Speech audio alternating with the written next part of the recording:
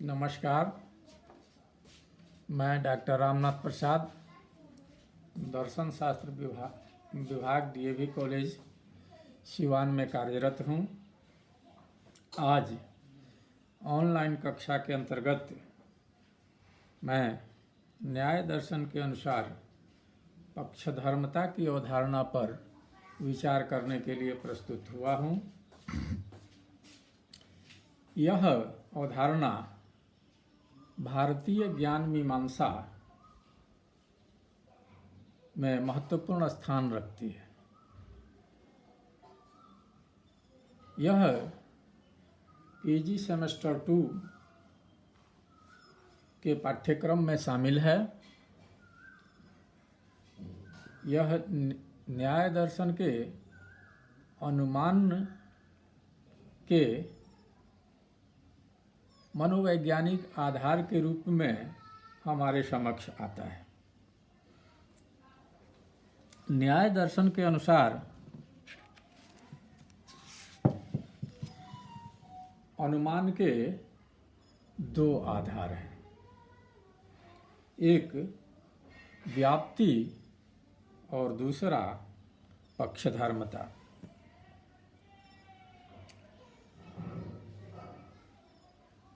व्याप्ति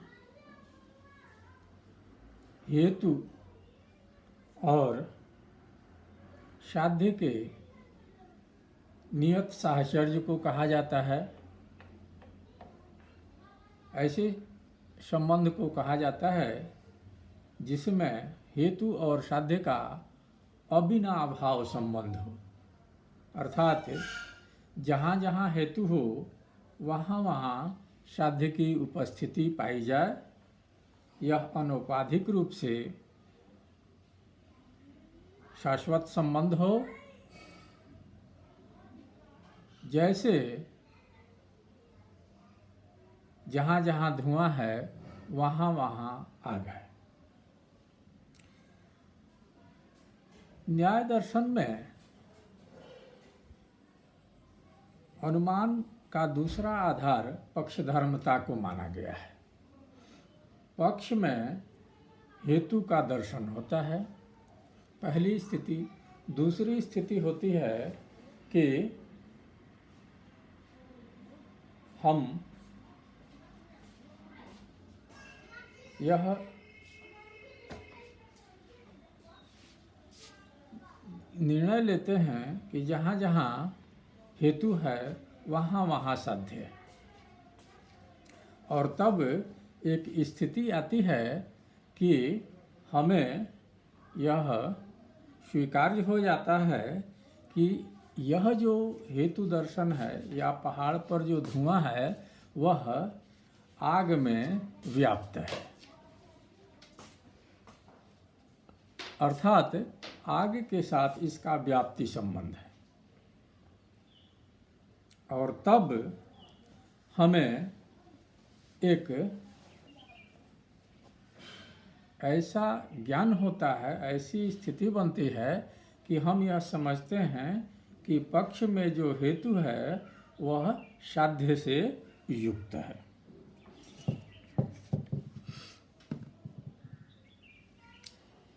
फिर याद दिला दें कि अनुमान के 3 आधार घटक माने गए हैं: पक्ष, हेतु और साध्य।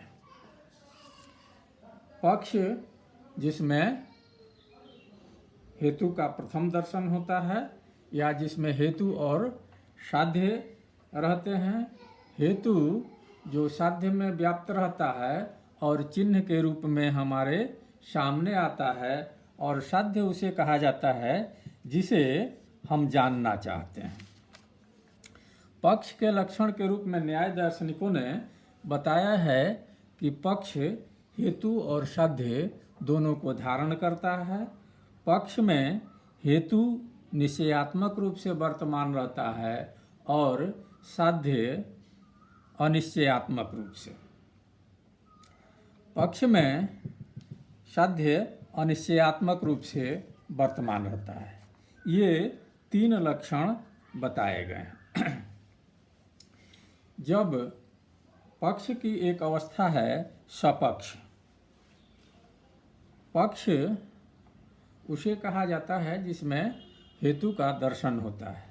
जब व्याप्ति स्मरण के पश्चात हम यह निर्णय कर लेते हैं कि पक्ष के साथ जो हेतु है वह व्याप्ति से युक्त है, तब इसे सपक्ष कहा जाता है। सपक्ष के धर्म को ही पक्षधर्मता कहा जाता है। पक्षधर्मता सपक्ष का लक्षण है। व्युत्पत्ति के अनुसार इसे हेतुमान पक्ष भी कहा जाता है। पक्षधर्मता तु व्यापस्य पक्ष संबंध, अर्थात पक्षधर्मता व्याप्य का पक्ष के साथ संबंध है।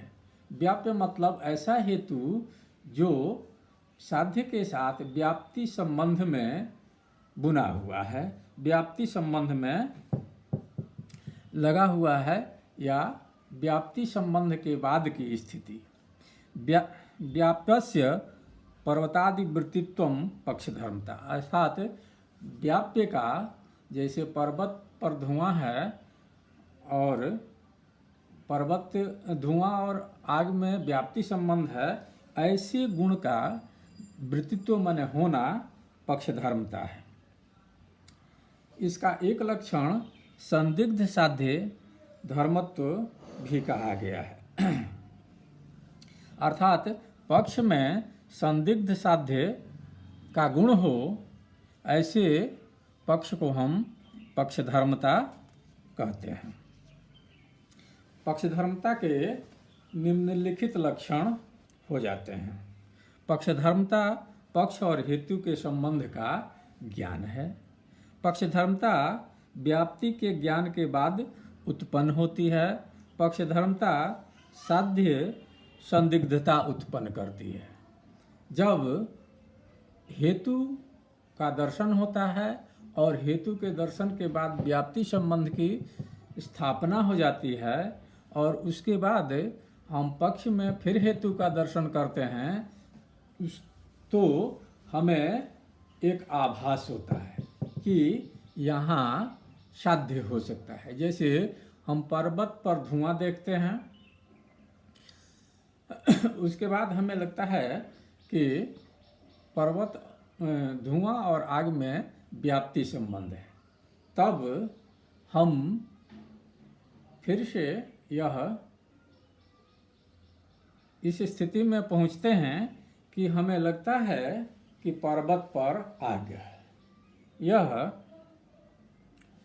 संशय की अवस्था है। हम अनिश्चय रूप से या एक संशय करते हैं, एक संदिग्धता हमारे मन में आती है कि पर्वत पर आग है। इसे भी पक्षधर्मता के रूप में स्वीकार किया गया है।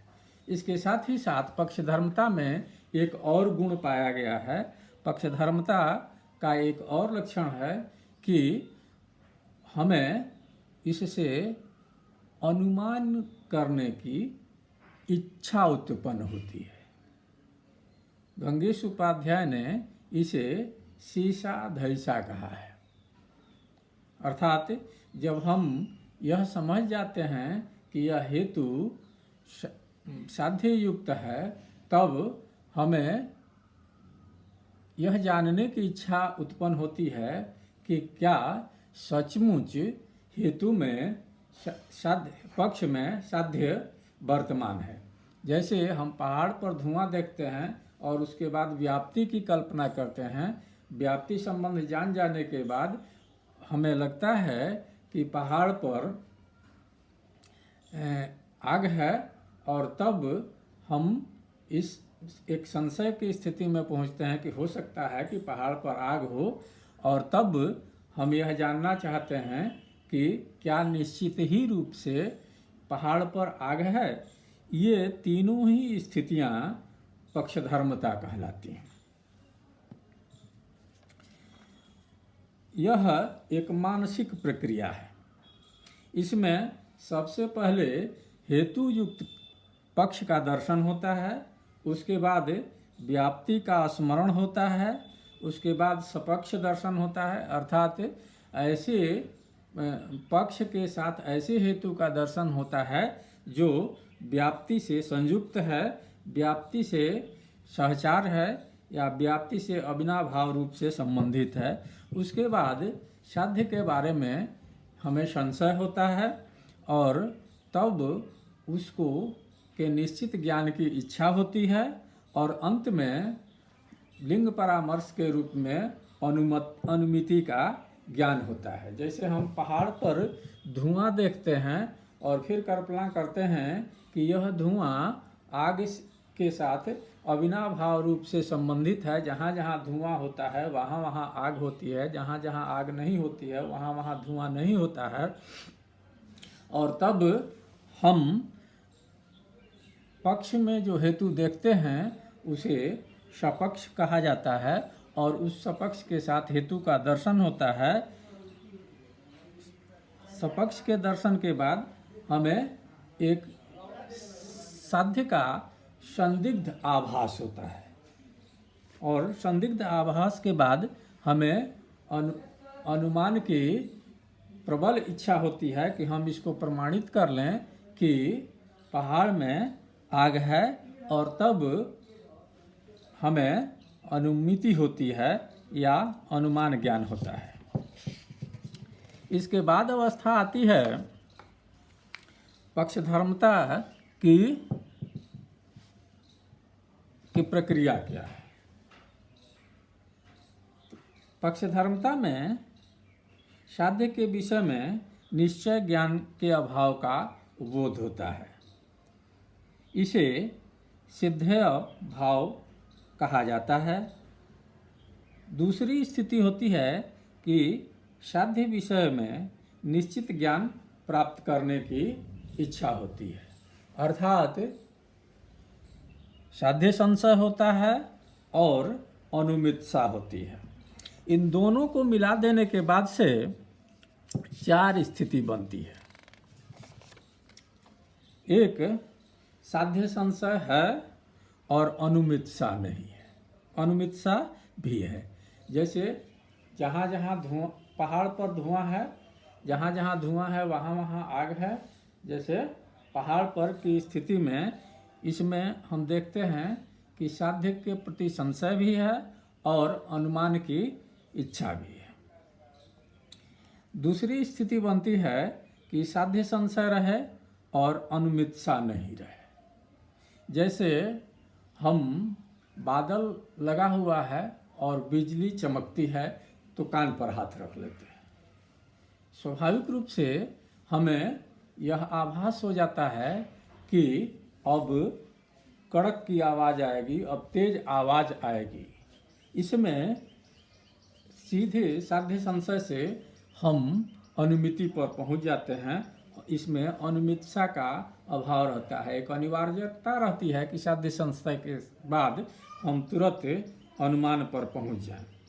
साध्य संशय नहीं है और अनुमित्सा है, अर्थात हमें साध्य के बारे में निश्चित ज्ञान का संशय नहीं रहे और अनुमित्सा रहे तो भी ज्ञान संभव होता है। साध्य संशय नहीं है और अनुमित्सा नहीं है, ये 4 स्थितियां बनती है। और न्यायिकों के अनुसार पहली स्थिति आदर्श स्थिति है। यह अनुमान का सबसे अच्छा उदाहरण है। दूसरी स्थिति में अनुमित्सा नहीं रहने पर भी ज्ञान का उदय हो सकता है। तीसरी स्थिति में साध्य संशय नहीं है और अनुमित्सा है तो भी अनुमान उत्पन्न हो सकता है, लेकिन साध्य संशय और अनुमित्सा दोनों के नहीं रहने पर ज्ञान उत्पन्न नहीं हो सकता है। इस प्रकार हम देखते हैं कि न्याय दर्शन में अनुमान की वैधता के साथ साथ वास्तविक सत्यता की शर्तों और तथ्यों का भी सूक्ष्मता पूर्वक विचार किया गया है। धन्यवाद।